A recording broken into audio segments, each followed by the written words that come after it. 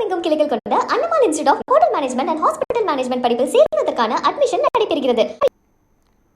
நிதிநிலை குறித்து ரகசியம் வைத்திருக்கோம் என்று தேர்தல் பிரச்சாரத்தின் போது கூறிய முதல்வர் விஜய் தற்போது அந்த ரகசியத்தை சொல்ல வேண்டும் என முன்னாள் அமைச்சர் கீதா ஜீவன் தெரிவித்துள்ளார். இதுகுறித்து அவர் தூத்துக்குடி மாவட்டம் கோவில்பட்டியில் செய்தியாளர்களுக்கு அளித்த பேட்டியினை காணலாம்.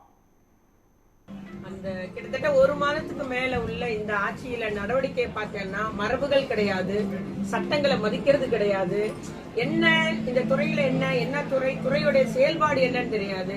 அந்தந்த துறை அமைச்சரை விட மத்தவங்க தான் துறையை பத்தி பேசுறாங்க. இப்படி ஒரு நகைச்சுவைக்குரிய ஒரு ஆட்சி நடைபெறுகிறது. இன்னும் அவங்க எல்லாம் கத்துக்கிட்டு வரட்டும் தான் நம்ம வெயிட் பண்றோம். ஆனா இந்த மாதிரி நேற்று அடிக்கப்பட்ட அந்த வெள்ளை அறிக்கை பத்தி எங்களுடைய அண்ணா தங்கம் தென்னரசன் சொன்னதான் நான் சொல்றேன். அது வெள்ளை அறிக்கையில வெற்றி அறிக்கை. சும்மா மக்கள்கிட்ட ஏன் சொன்னதெல்லாம் செய்யலன்னு கேட்பாங்கன்றதுக்காக ஒரு வெற்றி அறிக்கையை கொடுத்திருக்காங்க அப்படின்றத உண்மை. அதான் உண்மை. இப்ப என்னாச்சு கேட்பாங்கல்ல மக்கள், நீங்க வாக்குறுதி சொன்னீங்களே 2500 தரேன், நீங்களே 6 சிலிண்டர் தரேன்னு கேட்பாங்க இல்லையா, அதுக்காக அந்த வெள்ளை அறிக்கை. இதுதான் நிதி நிலைமை.